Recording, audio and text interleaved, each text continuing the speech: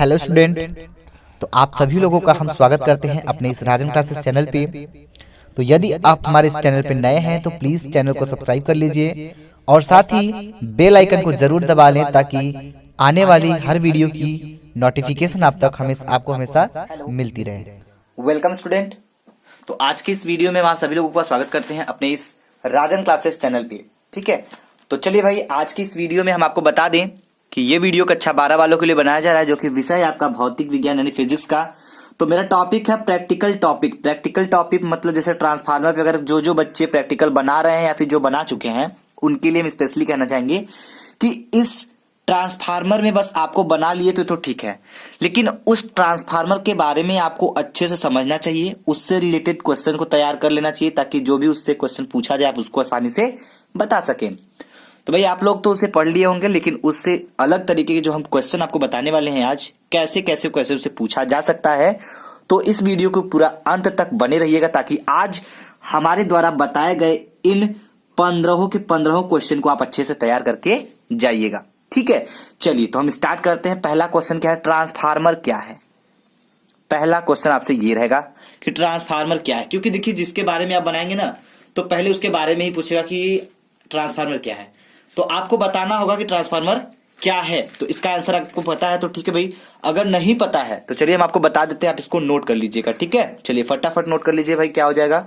तो हम आपको इसको सिंपल और साधारण भाषा में क्या कह सकते हैं, ट्रांसफार्मर क्या है तो लिखेंगे यह, ठीक है, यह एक क्या है, स्टैटिक, ठीक है, यह एक स्टैटिक डिवाइस है।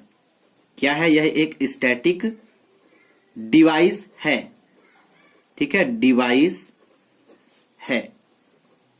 ठीक है, क्या करता है, जो कि लिखेंगे जो एसी यानी अल्टरनेटिंग करंट, ठीक है, एसी पावर को, ठीक है, क्या करता है, एसी पावर सप्लाई को, पावर की सप्लाई को,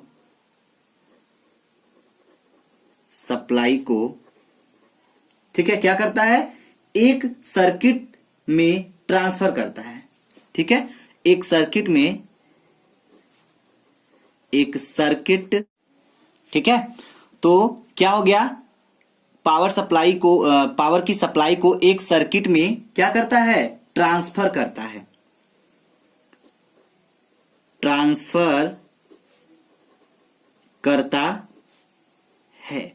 ठीक है भाई, तो ट्रांसफार्मर क्या है, आप बता सकते हैं कि यह एक स्टैटिक डिवाइस है जो कि एसी पावर की सप्लाई को एक सर्किट में क्या करता है, ट्रांसफर करता है। ट्रांसफर करने का कार्य करता है, वो क्या होता है, ट्रांसफर कहलाता है। ठीक है, चलिए तो ये क्वेश्चन का आंसर रहा। अब हम चलेंगे नेक्स्ट क्वेश्चन पे, तो थोड़ा सा इसके बारे में बेसिक समझ लेते हैं और थोड़ा सा कि ट्रांसफार्मर, तो ये तो पता चल गया कि ये क्या करता है।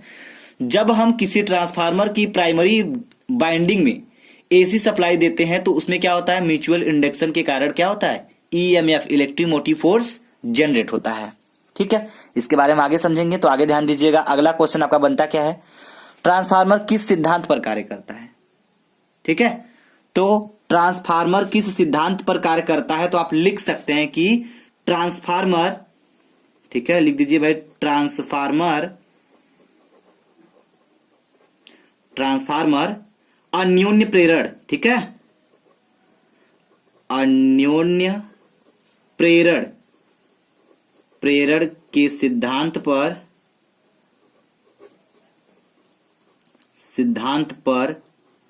कार्य करता है।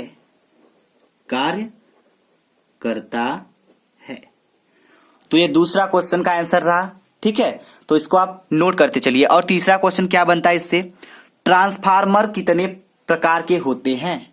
ठीक है, तो ट्रांसफार्मर 2 प्रकार के होते हैं। कौन कौन से भाई, ध्यान दीजिएगा, तो यहां लिखेंगे यह 2 प्रकार के होते हैं। 2 प्रकार के होते हैं। ठीक है, कौन सा, पहला होता है अपचाई, दूसरा होता है उच्चाई। क्या क्या होता है, चलिए ध्यान दीजिएगा। तो यहां पे नंबर डालेंगे। पहला क्या होता है भाई, पहला होता है आपका उच्चाई ट्रांसफार्मर। ठीक है, क्या होता है, ऊंचाई ट्रांसफार्मर। ठीक है, तो ऊंचाई ट्रांसफार्मर को हम इंग्लिश में क्या कहते हैं, इसको कहते हैं स्टेप अप ट्रांसफार्मर। ठीक है, क्या कहते हैं? Step up transformer. ठीक है भाई, तो इसको नोट कर लीजिए। ठीक है, तो देखिए ये सब क्वेश्चन आपको पूछा जा सकता है। ठीक है, सिर्फ ओरल पूछा जाएगा, लिखने को नहीं देगा। ये हो सकता है एग्जामिनर आपसे पूछ सकता है कि ट्रांसफार्मर कितने प्रकार के होते हैं, तो आप बताएंगे ट्रांसफार्मर 2 प्रकार के होते हैं। तो इतना बताने के बाद ये जरूर पूछेगा कि कौन कौन से होते हैं, तो आप बताएंगे पहला होता है ऊंचाई ट्रांसफार्मर, जिसे हम स्टेप अप ट्रांसफार्मर कहते हैं इंग्लिश में। ठीक है, और दूसरा क्या होता है? अपचाई ट्रांसफार्मर। ठीक है, तो दूसरा क्या होता है भाई? अपचाई ट्रांसफार्मर।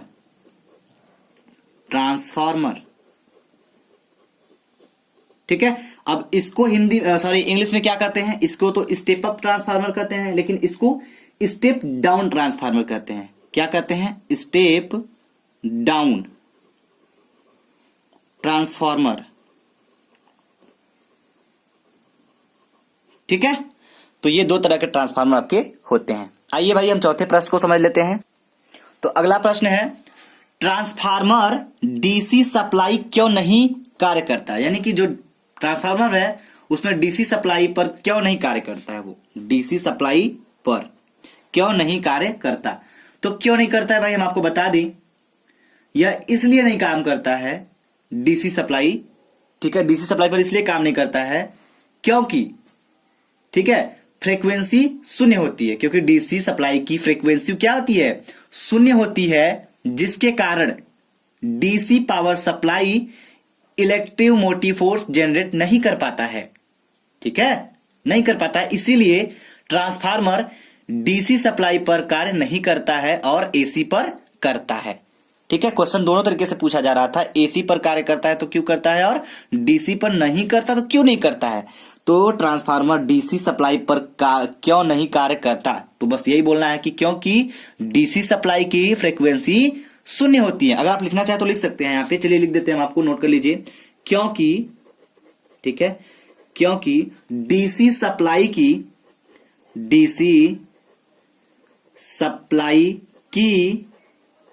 फ्रीक्वेंसी, ठीक है, फ्रीक्वेंसी शून्य होती है।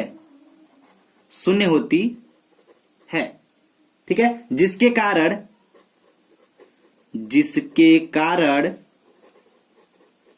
क्या होता है? डीसी पावर सप्लाई, ठीक है, जिसके कारण डीसी जो होता है डायरेक्ट करंट क्या होता है?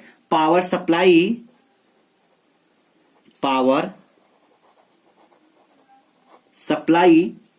ईएमएफ बोले तो इलेक्ट्रिक मोटिव फोर्स क्या करता है? जनरेट नहीं कर पाता है।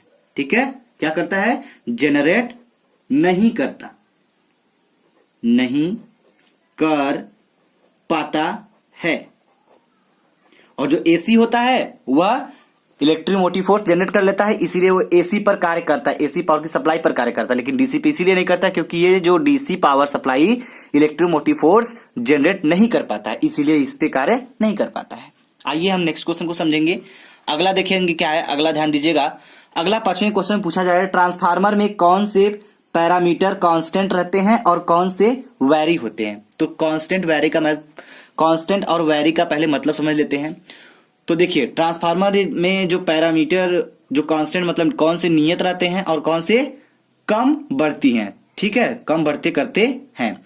तो हम यहां पे लिखेंगे ट्रांसफार्मर में पावर, ठीक है, यहां पे लिखेंगे हम कि, चलिए लिख लेते हैं, ट्रांसफार्मर में,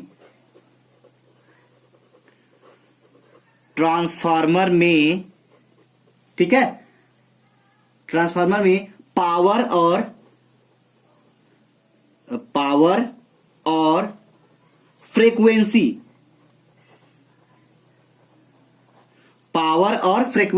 कांस्टेंट रहते हैं। क्या रहते हैं भाई? कांस्टेंट मतलब नियत रहते हैं। ठीक है, कांस्टेंट रहते हैं। और कौन से वैरी होते हैं भाई? कांस्टेंट रहते हैं, जबकि यहां पे लिख सकते हैं, और की जगह लिख सकते हैं जबकि, ठीक है, जबकि वोल्टेज और करंट, ठीक है, वोल्टेज और करेंट वैरी होते हैं, वैरी होने का मतलब क्या, यहां पे लिख सकते हैं वैरी होने का मतलब कम बढ़ती करते हैं। ठीक है, तो क्या कौन से कांस्टेंट होते हैं, कौन से वैरी होते हैं, हम आपको बता दिए। अब आगे बढ़ेंगे नेक्स्ट क्वेश्चन पे। छठवें क्वेश्चन को ध्यान दीजिएगा।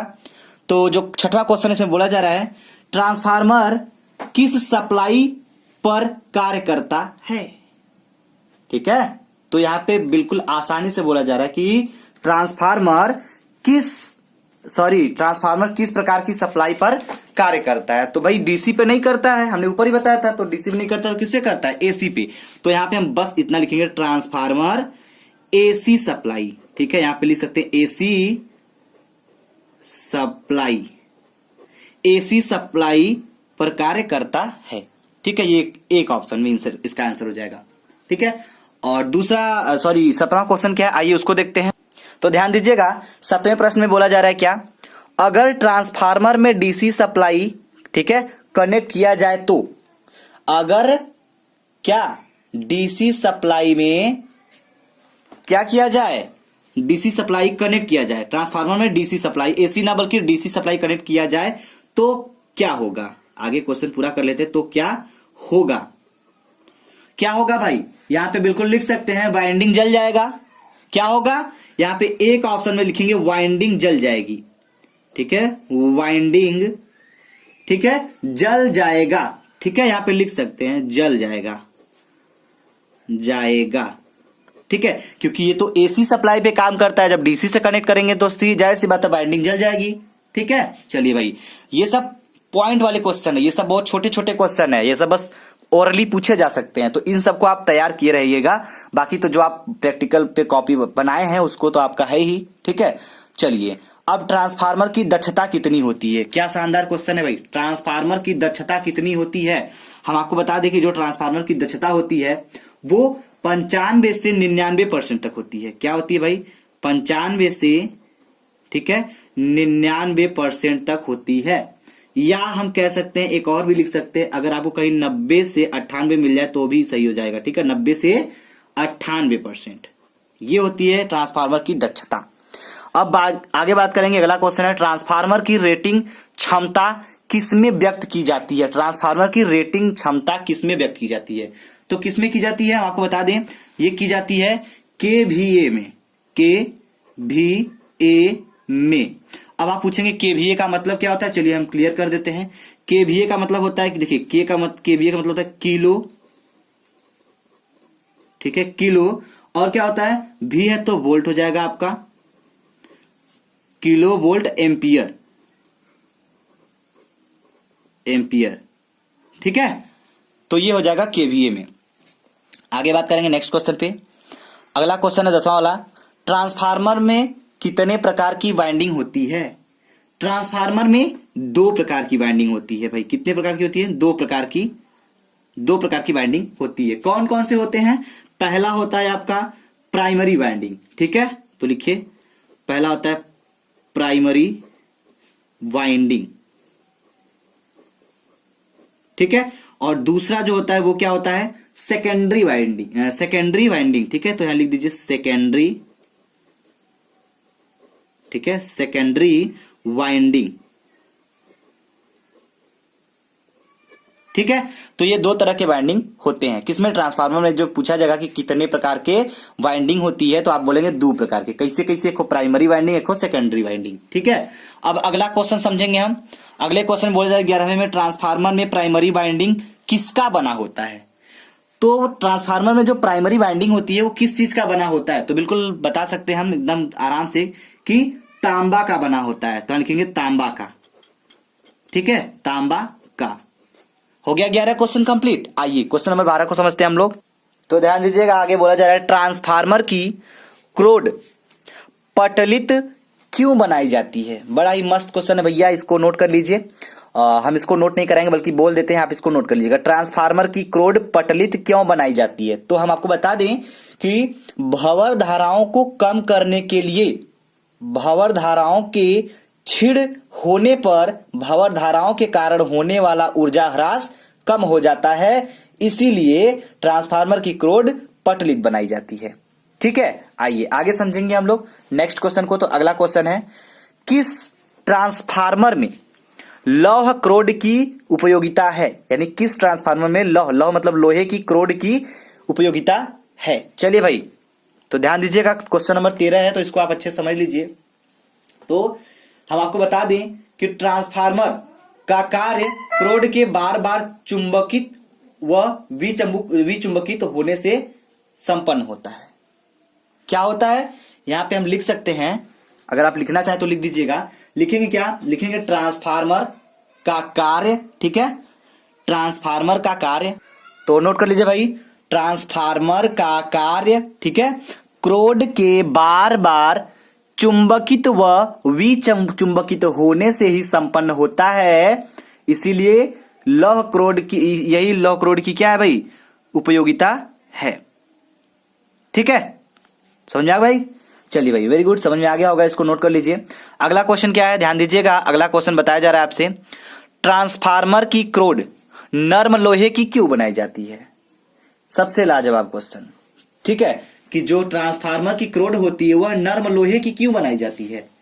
पूछा जा सकता है, बिल्कुल पूछा जा सकता है। तो लिखेंगे, नर्म लोहे का चुंबकन तथा विद्युत चुंबकन सरल है तथा इसमें शैथिल्य हानि भी कम होती है, इसीलिए ट्रांसफार्मर की जो क्रोड है वो नर्म लोहे की बनाई जाती है।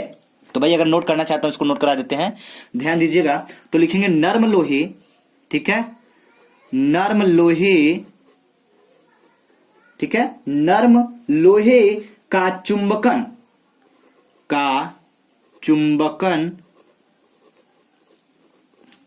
तथा विद्युत चुंबकन, ठीक है, विद्युत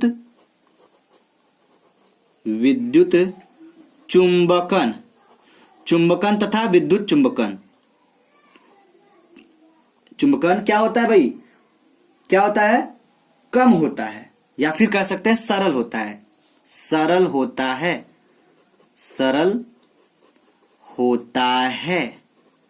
ठीक है, इसीलिए क्या होता है? सरल होता है तथा इसमें शैथिल्य हानि भी कम होता है। ठीक है, अब शैथिल्य हानि क्या होती है भाई? जब इसको पढ़ेंगे आप इस टॉपिक को अच्छे से, तो आपको पता चलेगा कि शैथिल्य हानि क्या होता है। ठीक है, तथा इसमें शैथिल्य हानि, ठीक है, शैथिल्य हानि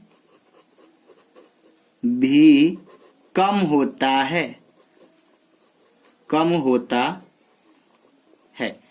ठीक है।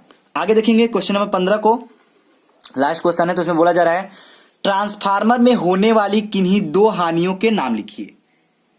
ठीक है, तो हम यहां पे लिख सकते हैं, दो हानियां लिखनी है, ट्रांसफार्मर में होने वाली किन्हीं दो हानियों का नाम लिखना है। तो पहला हम लिखेंगे क्या? पहला हो जाएगा भंवर धाराओं के कारण ऊर्जा हानि। ठीक है, क्या लिखेंगे? भंवर धाराओं के कारण, ठीक है, भंवर धाराओं के कारण, ठीक है, ऊर्जा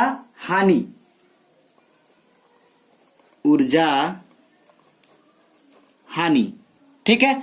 और दूसरा क्या हो जाएगा आपका? दूसरा आपका हो जाएगा शैथिल्य हानि। ठीक है, तो लिख लीजिए भाई, शैथिल्य हानि।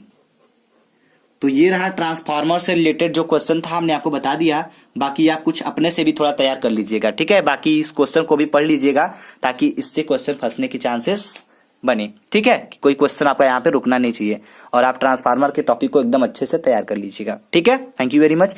जय हिंद, जय भारत।